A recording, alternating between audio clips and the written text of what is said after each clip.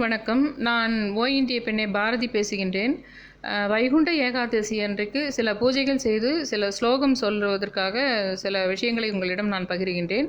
வீடியோவின் கடைசி வரை பார்த்தால் உங்களுக்கு என்ன ஸ்லோகம் சொல்ல வேண்டும், எந்த நேரத்தில் சொல்ல வேண்டும், என்ன முறையில் செய்ய வேண்டும் என்பதை கூறுகின்றேன். 2 விதமான பூஜைகளும் கடவுளை பற்றி நாம் நினைப்பதற்கு காரணமாக 2 விதமான விஷயங்கள் இருக்கின்றன. ஒன்று, நாம் அடிமட்டத்தில் இருப்போம், பெரிய பிரச்சனைகளுக்குள் இருப்போம், இல்லது எதிரிகள் நம்மளை காலகாலமாக வாட்டிக்கொண்டிருப்பார்கள். நாம் ஒரு அடிமை வாழ்வு வாழ்ந்து கொண்டிருப்போம், அல்லது பெரும் கடனுக்கு உட்பட்டிருப்போம், அல்லது பெரிய நோய்வாய்ப்பட்டிருப்போம்.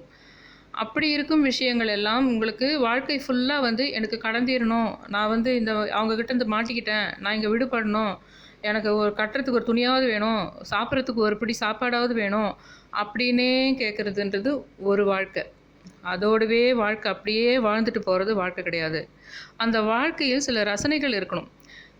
தினமுமே ஒரு சுவையான வாழ்க்கை, கொஞ்சம் நல்லா அலங்காரம் பண்ணிக்கிறதுக்கு தேவையான பொருட்கள், கொஞ்சம் நல்லா உங்களுக்கு வசதியான ஒரு நல்ல சுவையான சாப்பாடுகள் சாப்பிட்றது, அதுக்கப்புறம் கொஞ்சம் ஒரு நல்ல ஒரு விஷயங்கள், பெரிய பெரிய நிகழ்ச்சிகளில் கலந்துக்கிறது, அப்புறம் சமுதாயத்தில் ஒரு மதிப்புத்தக்க ஒரு வாழ்க்கை வாழறது, கொஞ்சம் அதுக்கு மேலே கொஞ்சம் லக்ஸரியாக நம்மளுக்கு தேவையான ஒரு நல்ல ஒரு வீடு, ஒரு காரு, ஒரு உங்களுக்கு ஒரு சந்தோஷமான ரொம்ப பார்க்குறதுக்கு நல்ல ஒரு ஃப்ளாரிஷாக இருக்கிறதுக்கு இருக்கணும். அது எப்படின்னா வெறும் பணம் மட்டும் இல்லை, அதாவது நிறைய ஒரு பெரிய கட்டுக்கட்டாக கையில் ஒரு ஜென்ஸ் கூட ஒரு பெரிய பெரிய ப்ராஸ்லெட்லாம் போட்டுக்கிட்டு ஒரு சுமோ வண்டியில் போயிட்டு ஒரு இது மாதிரி இருப்பாங்க. அந்த மாதிரி வாழ்க்கையில் நான் சொல்கிறது ஒரு ரசனையான ஒரு நல்ல ஒரு மியூசிக்கில் ஒரு பெரிய ஆளாக பிரபலமாக வரீங்க நீங்கள், நல்லா ஒரு ஏஆர் ரஹ்மான் மாதிரி வர்றது, இல்லைனா அதை ஏஆர் ரஹ்மான் பாடுற பாட்டை கேட்டு ரசிக்கிற ஒரு மனநிலையாவது இருக்கிறது. அதாவது நிறைய நல்ல ஒரு பாடகர்கள் பாடிக்கொண்டிருந்தாலோ, அல்லது ஒரு பெரிய கலை நிகழ்ச்சிகளை ரசிக்கிறதுக்கு கூட ஒரு மனசு வேணும். வாழ்க்கை ஃபுல்லாக கடன் தீர்ந்தால் போதும், குடும்பம் நடத்தினா போதும், பசங்களை நல்லா இப்போ சொசைட்டியில் எங்கள் பசங்களை மட்டும் நான் இவ்வளோ லெவலுக்கு கொண்டு வந்தேன் அப்படின்னு காமிச்சிட்டு இருக்குது. அப்படியே போகிறது ஒரு லைஃபு. ஒரு ரசனை மிகுந்த தன் வீட்டையும் தன் வீட்டை சுற்றியே நிறைய கார்டன் அமைச்சு அதில் ஆர்கானிக்காக ஒரு இதுங்களை வைக்கிறது, அப்புறம் மியூசிக்கை கேட்குறது, அப்புறம் நல்ல கலையான விஷயங்களை வேறு வேறு ஊர்கள் உலகத்தில் இருக்கிற மிக ரம்மியமான இடங்களுக்கு போயிட்டு அதை ரசிக்கிறது, இந்த மாதிரி விஷயங்களெல்லாம் ஆசைப்படுறது, அப்புறம் அதை அடையிறது அப்படின்னு ஒன்று இருக்குது. அந்த மாதிரி விஷயங்கள் நம்மளுக்கு வேணும்னா அவங்களுக்கு புதன் பலம் இருக்கணும். அப்படி புதன் பலன் வேணும்னா நம்ம நிறைய கடவுள் இருக்காங்க அந்த புதன் பலத்துக்கு. அதில் முக்கியமாக பெருமாளும் ஒருத்தர். இந்த வைகுண்ட ஏகாதசி நேரத்தில் இந்த நம்ம எப்படி இந்த சிவன் சம்பந்தமான பைரவர் சம்பந்தமான விஷயங்கள்லாம் பெரிய பிரச்சனையிலேருந்து விடுபடுறதுக்கு, ஒரு பெரிய இதுலேருந்து ஒரு ஒரு அநியாயத்துலேருந்து விடுபடுறதுக்கு போர்க்களமாகவே வாழ்க்கை இருக்கணும், ஜெயிச்சுக்கிட்டே இருக்கணுன்றது ஒன்றும் இல்லை. ரசனையான வாழ்க்கைகளும் நகைச்சுவையான வாழ்க்கையும் சந்தோஷமான வாழ்க்கையும் ரம்மியமான வாழ்க்கை வாழணுன்றதுக்கும் கூட சில கடவுள்கள் இருக்கின்றாங்க. சிவத்துவத்தில் கூட இருக்கிறாங்க அதுக்கான கடவுள்கள். ஆனால் இப்போ நம்ம வைகுண்ட ஏகாதசி தான் இப்போ நம்மளுக்கு என்பதுன்றதுனால அதை நம்ம ஃபஸ்ட்டு பார்க்கணும். அதுக்கு ஒரு பூஜை ஒன்று இருக்குது. அதுக்கு நம்ம ஒரு ஸ்லோகன் நான் இப்போ உங்களுக்கு இதில் ஃபோட்டோவாக போடுறேன். அந்த ஸ்லோகத்தை நீங்கள் முடிஞ்சால் 9 முறை சொல்லுங்கள். ஏன்னா நிறைய பேர் அந்த சொர்க்கவாசல் திறங்கணுன்றதுனால பக்கத்தில் இருக்கிற எங்காவது பெருமாள் கோயில்களுக்கு அந்த சொர்க்கவாசல் திறக்கிறதுக்கு தான் நீங்கள் பார்க்க போவீங்க. ஆனால் நீங்கள் ஒரு முறை படித்தாலும் பரவாயில்ல. இல்லை, நான் சொல்கிறது பூஜைங்கள்லாம் பொதுவாகவே எல்லாமே world wide, Canada, America, Australia எல்லா இடத்துலையும் இருக்கிறவங்களுக்கு சூட்டபுளாக இருக்கணும்னு சொல்கிறது. இப்போ அவங்கெல்லாம் அந்த சொர்க்கவாசல் திறக்கிறது இதெல்லாம் பார்க்கறதுக்கு போக முடியாது.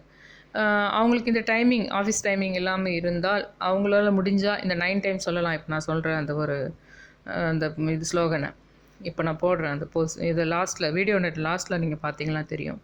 நீங்கள் அதில் பண்ண வேண்டியது, வீட்டில் பெருமாள் படம் இருந்தால் பரவாயில்ல, இல்லைனாலும் சின்ன பெருமாள் ஃபோட்டோ இருந்தாலும் பரவாயில்ல, நீங்கள் நினச்சிக்கிட்டு நீங்கள் ஒரு லக்ஷ்மியினுடைய இது இருந்தால் கூட போதும், இல்லை பெருமாளும் இருந்தாலும் பரவாயில்ல, அதை மாதிரி ஏதாவது வச்சு அந்த படத்துக்கு முன்னாடி, அது ஒரு சின்ன குட்டி சிலையாகவும் இருக்கலாம், இல்லை ஒரு படமாகவும் இருக்கலாம், அதுக்கு முன்னாடி நீங்கள் 9 விளக்குகள் போடணும். எப்படி விளக்குன்னா, கோதுமை மாவு இருக்குது இல்லைங்களா, அந்த கோதுமை மாவு ரொம்ப டைட்டாக இருந்தீங்கன்னா அப்படியே வெடித்து போயிடும்.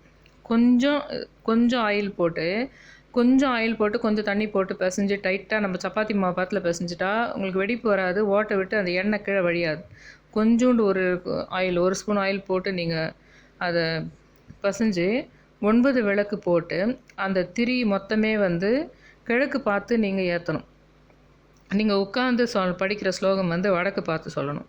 9 விளக்குகள் எப்போ போடணுன்னா, வைகுண்ட ஏகாதசி வருது இல்லைங்களா? இப்போ கம்மிங் வைகுண்ட ஏகாதசி அன்றைக்கி மார்னிங்கு 4:30லேருந்து 6க்குள்ளே நீங்கள் அதை ஏற்றணும். இந்த ஸ்லோகத்தை சொல்லணும். இது வந்து உங்களுக்கு பெருமாள் மூலமாக கிடைக்கின்ற உங்களுக்கு வந்து ஒரு நல்ல ஒரு திருமணம் ஆக வேண்டுமென்றால், நல்ல ஒரு பொருத்தங்கள் அமைந்த திருமணங்கள் வேண்டுமென்றால், நல்ல செல்வ வளம் வேண்டுமென்றால், உங்களுக்கு நல்ல புகழ் பெற வேண்டுமென்றால், அல்லது உங்களுக்கு ரசனையான வாழ்க்கை, நீங்கள் ஒரு இசைத்துறையில் பெரிய ஆளாக வரணும், இல்லை நீங்கள் ஒரு பெரிய ஒரு ஸ்டாராக போகிறீங்க, இல்லை ஒரு பெரிய ஒரு புகழ் பெற போகிறீங்கனாலும் சரி, இல்லை ஒரு மிகுந்த சந்தோஷத்தை தரக்கூடிய ஒரு ரம்மியமான ஒரு குதூகலித்த ஒரு நகைச்சுவை உணர்வான ஒரு வாழ்க்கை விரும்புகின்றவர்கள், ரசனை மிகுந்த ஒரு வாழ்க்கை வாழ வேண்டும் என்று விரும்புபவர்கள், சந்தோஷத்தை கொட்டி உங்களுக்கு வேண்டும் என்ற ஒரு வாழ்க்கை வேண்டுபவர்கள் அனைவருமே இந்த விஷயம் ரொம்ப சிம்பிள். அந்த விளக்கு ஏற்றுறதும் அதை ஸ்லோகன் சொல்கிறதும் மொத்தமே 15 மினிட்ஸ் தான். மற்றபடி நீங்கள் வீட்டில் வேறு என்னென்ன பூஜை பண்ணுறீங்களோ, என்ன நிவேதனம் பண்ணுறீங்களோ, எது வேணால் பண்ணுங்கள். இந்த 9 விளக்கு ஏற்றி இந்த ஸ்லோகனை அந்த காலையில் 4லேருந்து 6க்குள்ளே வைகுண்ட ஏகாதசி அன்னைக்கு பண்ணுங்கன்னு சொல்லிட்டு 4000 திவ்ய பிரபந்தத்திலிருந்து பெரியார்வாள் அருளி செய்த இந்த திருப்பல்லாண்டு என்பது பல்லாண்டு பல்லாண்டு பல்லாயிரத்தாண்டு பல கோடி நூறாயிரம் மல்லாண்ட தின்தோல் மணிவண்ணா உன் செவ்வடி செவ்வி திருக்காப்பு அடியோமோடும் நின்னோடும் பிரிவின்றி 1000 பல்லாண்டு வடிவாய் நின் வல மார்பினில் வாழ்கின்ற மங்கையும் பல்லாண்டு வடிவார் சோதி வலத்துறையும் சுடராழியும் பல்லாண்டு படைப்போர்ப்புக்கு முழங்கும பாஞ்ச சந்நியமும் பல்லாண்டே வாழாட்பட்டு நின்றுருள்ளீரேல் வந்து மண்ணும் மனமும் கொண்மின் கூழாட்பட்டு நின்றீர்களை எங்கள் குழிவினில் புகுதலொட்டோம் ஏழாட்காலும் பழிவபிலோம் நாங்கள் இராக்கதர்வாழ் இலங்கை பாழாளாகப் படைப்பொருதானுக்கு பல்லாண்டு கூறுதுமே ஏடு நிலத்தில் இடுவதன் முன்னம் வந்து எங்கள் குழாம் புகுந்து கூடு மணமுடையீர் வரம்பொழி வந்தொல்லை கூடுமினோ நாடு நகரமும் நன்கறிய நமோ நாராயணா வென்று பாடு மணமுடை பத்தருள்வீர் வந்து பல்லாண்டு கூறுமினே அண்டக் குலத்துக் கதிபதியாகி அசுரர் இராக்கதரை இண்டைக் குலத்தை எடுத்து களைந்த இருடிகேசன்றனக்கு தொண்டைக் குலத்தில் உள்ளீர் வந்தடி தொழுது 1000 நாமம் சொல்லி பண்டைக் குலத்தை தவிர்த்து பல்லாண்டு பல்லாயிரத்தாண்டென் மின எந்தை தந்தை தந்தை தந்தை தம் மூத்தப்பன் ஏழ்படிக்கால் தொடங்கி வந்து வழிவழி ஆட்செய்கின்றோம் திருவோணத் திருவிழவில் அந்தியம் போதில் அரியுருவாகி அரியை எழித்தவனை பந்தனை தீரப் பல்லாண்டு பல்லாயிரத்தாண்டென்று பாடுதுமே தீயிற் பொழிகின்ற செஞ்சுடராழி திகழ் திருச்சக்கரத்தின் கோயிற் பொறியாலே ஒன்றுண்டு நின்று குடிகுடி ஆட்செய்கின்றோம் மாய பொறுபடை வாணனை 1000 தோளும் பொழிகுருதி பாய சுழற்றிய ஆழி வல்லானுக்கு பல்லாண்டு கூறுதுமே நெய்யிடை நல்லதோர் சோறும் நியதமும் அத்தானிச் சேவகமும் கையடை காயும் கழுத்துக்கு பூணொடு காதுக்கு குண்டலமும் மெய்யிட நல்லதோர் சாந்தமும் தந்து என்னை வெள்ளுயிராக்க வல்ல பையுடை நாகப்பகைக்கு கொடியானுக்கு பல்லாண்டு கூறுவனே உடுத்து கலைந்த நின் பீதக வாடை எடுத்து கலந்ததுண்டு